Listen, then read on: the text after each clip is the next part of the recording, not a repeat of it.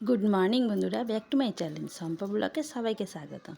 তা বন্ধুরা, সকাল থেকে ভিডিওটা স্টার্ট করছি তোমাদেরকে সাথে নিয়ে। তা পুরোপুরি ভিডিওটা দেখতে থাকুন, আশা করি খুব ভালো লাগবে ভিডিওটা। তা সকালবেলায় চলে এসেছি বেগুন গাছের কাছে। আর সকালবেলায় বলবো না, সকালবেলায় জানেন তো আমার কত কাজ থাকে।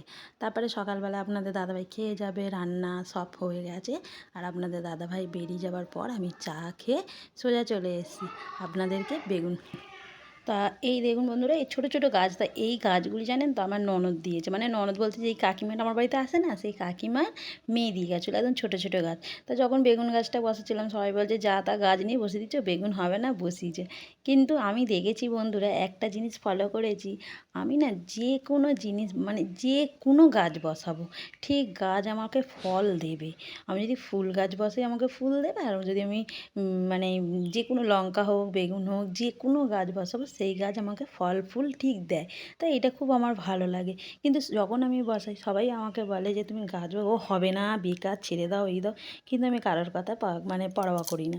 আমার একটু গাছের ভীষণ শখ। এই যে দেখছেন বন্ধুরা, এই যে এত গাছ দেখছেন, এই জবা গাছ, বেল গাছ, টগর গাছ, তারপরে আমার ওই বাড়ির পিছনে যে মানে বড় বড় সেই গোলাপি কালারের জবা, সব ফুল গাছের মানে ডাল কেটে কেটে নিয়ে এসে আমি বসিয়েছি। কিন্তু আমার মানে প্রতিদিন জল দিতে হবে। যে গাছ বসিয়ে তুমি জল দেবে না, দেবে না, তাহলে তো গাছ হবে না বন্ধুরা। গাছের পিছনে একটু খাটতে হবে। আর এইটাও খুব সুন্দর না, লাল লাল জবা, বেশ ভালো। আমার এখানে অনেক রকম জবা আছে। আর যেহেতু জানেন আমার সিংহাসনে মানে আমার ঠাকুর ঘরে বেশিরভাগ কালী ঠাকুর, আর ওই জন্য আমার না জবা ফুলটা একটু বেশি দরকার। তারপরে এমন একটা কি, আমি যখন পুজো করি মানে সিংহাসনে যতগুলি ঠাকুর আছে, যেই ঠাকুর যেই ফুলে সন্তুষ্ট আমি সেই ফুলটা দেওয়ার চেষ্টা করি ওনাদেরকে। ওইভাবেই আমি পুজোটা করি। তা বন্ধুরা, এই দেখুন কত ফুল তোলা হয়ে যাবে। আর ফুল তুলবো বলতে দাঁড়ান, ফুলটা না ওপাশের যে গাছের ফুলটা তুলে নিয়ে আসি, দাঁড়ান, ওই দিকের ফুলটা তোলা হয়নি। তা ওই দিকের ফুলগুলি তুলে নিয়ে চলে এসেছি, এই দিকের ফুলটা তোলা হয়নি। আর এখানে মানে ফুলটা তুলতে এসেছি, তো তখন এই যে মানে ফোনটা আমি জানলার সাথে সেট করে দিয়েছি। কেন বলুন তো, যেহেতু একা একা মানে ভিডিওটা করি, তা ফোনটা নিয়ে না ফুলটা তুলতে খুব অসুবিধা হয়। এবার গাছের ডালটা এক হাতে ধরে টেনে ফুলটা তুলতে হয়। ওই জন্যে জানলার সাথে আমি সেট করে দিয়েছি ফোনটা। যেহেতু এখন আমি মানে ভিডিওটা করছি, তেমন একটা তো আমার ভিডিও হয় না। যখন দেখব ভিডিওতে ভালো আমি সাকসেসফুল পাবো, তখন আমি একটা একটা করে সব কিনে নেব। ওই এখন আমি হাতেই ধরে ভিডিও করি। তা চলুন বন্ধুরা, দেখুন ফুল তোলা হয়ে গেছে, হয়ে গিয়ে আর আমি চলে এসেছি এই দেখুন ডিবে ডাবাগুলি ধুতে। আর ডিবে ডাবা কেন ধুয়েছি, ডিবে ডাবাগুলি ধুয়ে নিচ্ছি কেন, আজকের মানে কালকের আপনাদের দাদাভাইকে ফদ্দ বাজারের মানে দোকান সদা লিখে দিয়েছি।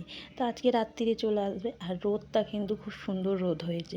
এরপর না আমার কলপারে আমি আর বসতে পারবো না, এতটাই রোদ হবে। আমি এতগুলি যে ডিবে ডাবা ধোবো, আমি ধুতে পারি না এত রোদে। মানে রোদে না মানে মাথা ঘুরবে আর পিঠ পিঠ পুরো জ্বলে যাবে।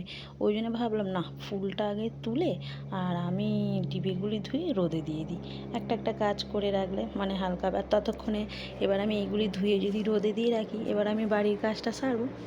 ঘর গোছাতে, ঘরের কাজ সারতে সারতে না আমার অলরেডি বালতিগুলি সব শুকনো হয়ে যাবে। হয়ে গেলে আবার এক জ্বালা হয়েছে কি জানেন তো, এই গরমকাল পড়েছে আর পিঁমড়ে মানে কি জ্বালা আমার, কি বলবো, এত পিঁমড়ে হচ্ছে, লাল লাল পিঁমড়ে, এই বিস্কুটের প্যাকেট ওতে চারিদিকে। আর ছেলে মেয়েগুলির এমন অভ্যেস, যদি একটা প্যাকেটে বিস্কুটের প্যাকেট বলুন বা ম্যাগির প্যাকেট বলুন, যাতেও একটা যদি পিঁমড়ে ওরা বাড়িতে দেখেছে বন্ধুরা, তাহলে ওদের আর ওই জিনিসটা খাবে না।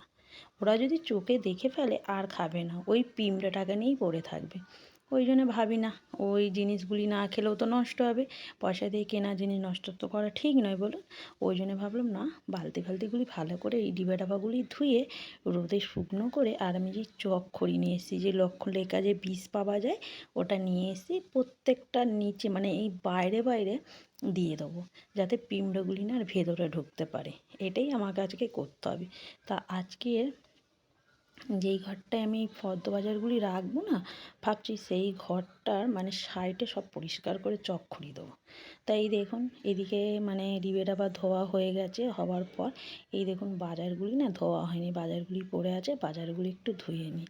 এবার সব বাজার চলে এসে বাজারগুলি ধুয়ে নিয়ে তারপরে আর ওইদিকে দেখুন আমার উঠোন সব ধুয়ে নিয়েছি। এই দেখুন সব উঠোন ধোয়া হয়ে গেছে, ঘর দোর মোছামুছি পুরো কমপ্লিট হয়ে গেছে। এখন চলুন বাজার ধুয়ে নিয়ে এসে আর মাংস আছে ব্যাগে, একটু ছেলেমেয়েরা মাংস খাবে বলেছিল, ওই জন্যে মাংস আনা হয়েছে চিকেন। আর এই দেখুন চিকেন নেওয়া আছে, মাংসটা আগে বের করে নিয়ে রাখি, পরে ধুচ্ছি। আর এই দেখুন সব রকম বাজার চলে এসছে। বেশ কুমড়োটা ভালো আছে, কুমড়োটা ভাবছি রাত্রিবেলায় করব, ছোলা দিয়ে ভিজিয়ে কুমড়ো ছক্কা করে ফেলবো। বাজার সমস্ত চলে এসেছে, এখন আমার বাজার 1 সপ্তাহ হয়ে যাবে, 1 সপ্তাহের বাজার এসে গেছে। 1 সপ্তাহ বাজার এইগুলি সব ধোবো, ধুয়ে জল ঝরিয়ে তারপর প্যাকেটে করে করে আমি ফ্রিজে তুলবো। আর এই দেখুন একটা মানে ছোট্ট লাউ পেয়েছে, লাউটাও নিয়ে চলে এসছে। তা বাজারগুলি ঝোড়াই ঢেলে নিই। এই দেখুন দেখেছেন কত বাজার নিয়ে এসছে। এবার এই বাজারগুলি আমাকে ধুয়ে সব ঠিক করবো। সারা সপ্তাহ যেহেতু বাজার, কাঁচা লঙ্কাটাও ভাবলাম যে ধুয়ে নেবো, নিয়ে জল ঝরিয়ে বোঁটা ছাড়িয়ে মানে ডাবগুলি ছাড়িয়ে কাঁচা লঙ্কাটা রেখে দেবো, নাহলে না নষ্ট হয়ে যায় লঙ্কাটা, ওই জন্যে কাঁচা লঙ্কাটা ডাব ছাড়িয়ে রাখবো। তা অনেক বেলাও হয়ে গেছে বন্ধুরা, কাজ সারতে সারতে এখনও পুজো করিনি, স্নান করব, পুজো করব, তারপরে এবার অনেকটা বেলা হয়ে গেছে। আবার রান্না বলতে সকালবেলা একটু রান্না যা করি, আবার বেলায় আজকে রান্না হবে। এই যে মাংস নিয়ে এসে যেহেতু মাংস করব, এই দেখুন মুরগির মাংস নিয়ে এসে এই মাংসটা করব। আজকে মাংসটা খুব রিচ করব না, আলু দিয়ে পাতলা করে ঝোল করব, বেশি রিচ করব না, গরম পড়েছে তো বেশি রিচটাও খাবো না। চলো তা বন্ধুরা সমস্ত কাজকর্ম সেরে পুজো সেরে সব সেরে আর চলে এসেছি রান্না। এই দেখুন এই রোদের মধ্যে দুটো ছেলে কেমন বল খেলছে দেখেছেন? এই দেখুন এই রোদে ওদেরকে বলছি ঘরে ঢোক ঘরে ঢোক, কিছুতেই ঢুকবে না, ওরা বল খেলছে। তাই এখানে এই দেখুন মাংসর আলু কেটে নিয়েছি, মানে মাংসটা বসাবো, আগে আলুটা ভেজে নিই মাংসটা বসাবো। তা আমি মাংসটা ম্যারিনেট করে রেখে দিয়েছিলাম, তখন না ধুয়ে মাংসর মধ্যে সমস্ত কিছু দিয়ে ম্যারিনেট করে রেখে দিয়েছি। আর এইদিকে দেখুন কাটছি আর মানে রান্না করছি, একদিকে কাটা হচ্ছে একদিকে রান্না করা হচ্ছে। তা বন্ধুরা যাই হোক গিয়ে এটা কিন্তু রাতের ভিডিও, এটা আর নয়। আর মানে তখন তো দুপুরবেলা খাওয়া দাওয়া হয়ে গিয়ে আর মানে তখন আর ভিডিও শেয়ার করিনি। তা এখন একটু সন্ধেবেলায় চলে এসেছি রান্নায়, মানে রান্না বলবো না, সন্ধেবেলায় একটু পকোড়া করব। তাই আজকে যেহেতু দুপুরবেলায় চিকেনের ঝোল খাওয়া হয়েছে, তা ছেলেমেয়েরা বললো মা চিকেন খাবো না, একটু সোয়াবিনের পকোড়া করো, ওই জন্য সোয়াবিনের পকোড়া করছি। এই দেখুন সোয়াবিনকে না ভিজিয়ে রেখে আর যেমন একটা সোয়াবিনের পকোড়া করে, তাই সোয়াবিন দিয়ে সব মেখে একটা পকোড়া বানাবো। তো ওতে একটু আদা রসুন দিয়েছি, একটু গরম মশলা দিয়েছি, জিরের গুঁড়ো লঙ্কার গুঁড়ো সব দিয়ে, ডিম দিয়ে আর কর্নফ্লাওয়ার দিচ্ছি। কেন কর্নফ্লাওয়ারটা দিলে না বেশ ভালো, একটু হাতে বেশ ধরা যাবে। আমি বেসনটা একটা ভালো লাগে না, ওই জন্য বেসনটা না কোনো জিনিস আমি দিতে চাই না, আমার বেসনটা ভালো লাগে না একদম। তাই জন্য ভাবলাম যে একটু কর্নফ্লাওয়ার দিয়ে আর ডিম দিয়ে আর দিয়ে মেখে একটু বড়া করব। তা এখনও চা খাইনি, এটা করে কিন্তু আমরা চা খাবো। তা ঢাকা দিয়ে একটু রাখলাম, রাখার পর পরে একটু ভাজছি।